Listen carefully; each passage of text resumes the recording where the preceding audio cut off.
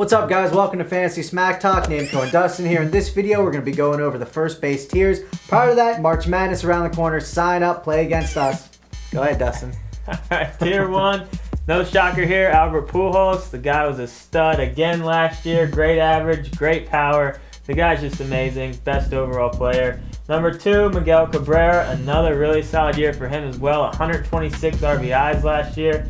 And rounding out tier 1 is Joey VOTTO, the NL MVP from last year, one of Brent's boys. I love him. Nice little shocker here with stolen bases too. Led off first baseman with 16 last year, so not a bad little boost there either. VOTTO should have another solid year.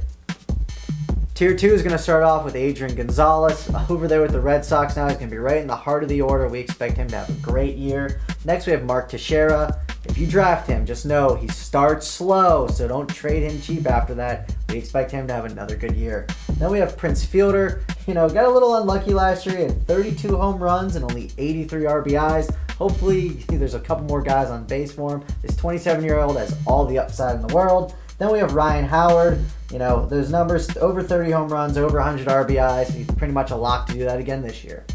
Tier 3 for the first baseman has a lot of interesting players, and it starts with KENDRY Morales. He had a lot of hype around him coming into last year. Then he got hurt, but in his limited at-bats, he played really well, so if he can stay healthy, he should have great numbers across the board. Next, we got Justin Morneau. Had a 345 while he was healthy, but who knew he was going to be out for about 6 months with a concussion.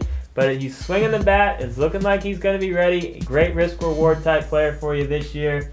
Next, we got Kevin YOUKILIS, another guy who battled injuries last year, but in his at-bats, he had 19 home runs and 362 at-bats, so he's still got some left in the tank. And the last guy on this tier, Billy Butler, only 25 years old, batted .318, which is nice, but only 15 home runs out of your first baseman. You want to see more there, but we expect that number to go up this year.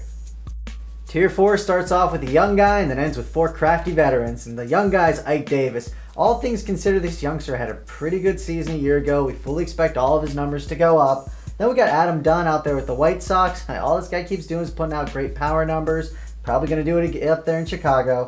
Then we have Paul Konerko, 35 years old, or he's going to be 35 this year. And he just keeps doing it. At some point, we think those numbers are finally going to come crashing down a little bit. Then we have DARIC Lee, obviously a pretty big disappointing year. He's out there with the Orioles. We do think he has a little bit left in the tank. And rounding out this tier is Carlos Lee. It's a trend. His numbers have been steadily going down, but we do think he's safe for 25 home runs and about 90 RBIs this season.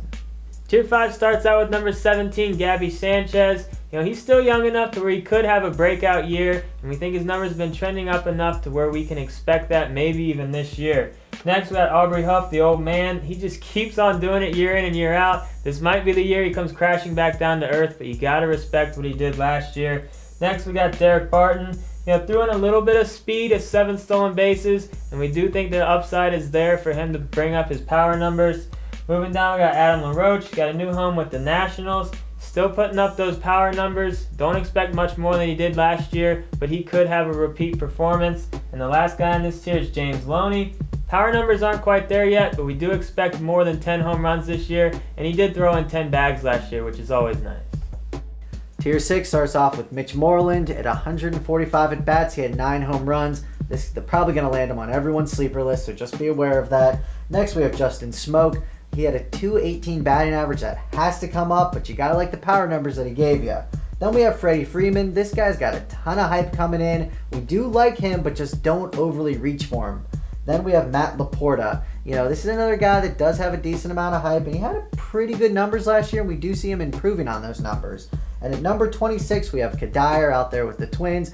Not going to do anything really special, but give you decent power numbers.